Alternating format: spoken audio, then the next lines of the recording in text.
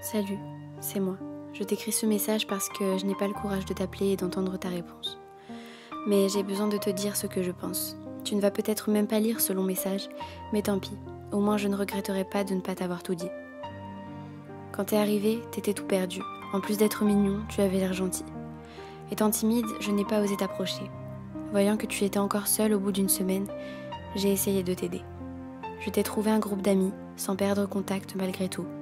Je me souviens de nos après-midi ensemble à écouter de la musique tout en rigolant.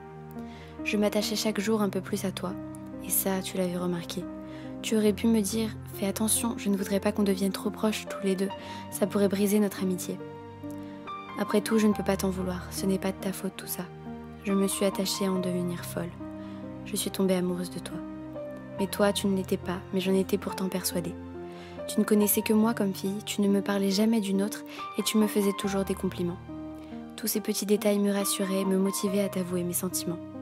Je me suis posé 1 milliard de questions avant de t'envoyer un message. Ce message. Celui que d'un certain côté je regrette.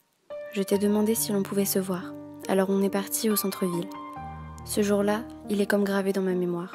Tout en détail est là, dans un coin de ma petite tête. Mais chaque instant est comme photographié. Je me demande même si je pourrais un jour les oublier. T'oublier toi. Ce fameux jour, il faisait gris. Je me souviens que tu avais ton bonnet noir que je t'avais offert l'année précédente, ta doudoune bleue que tu ne mettais que très rarement car tu te trouvais sans style lorsque tu la portais, comme tu disais. On était assis sur notre banc habituel où l'on avait gravé notre nom en se disant que l'on resterait amis pour la vie, quoi qu'il arrive à ce banc. Alors je ne sais pas si tu te souviens, mais je ne savais pas quoi te dire, alors je t'ai lâché un « je t'aime », tout sec.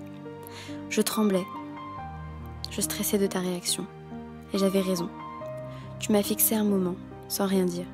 Tu t'es levé et tu es parti. Depuis, je n'ai plus eu de tes nouvelles et tu m'évites lorsque j'essaye de te parler. Maintenant, j'espère ne plus jamais avoir de tes nouvelles.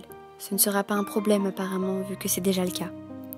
Après ce message, si tu le lis, réfléchis au moins quelques minutes à tout ce que j'ai dû endurer tout ce temps d'ignorance.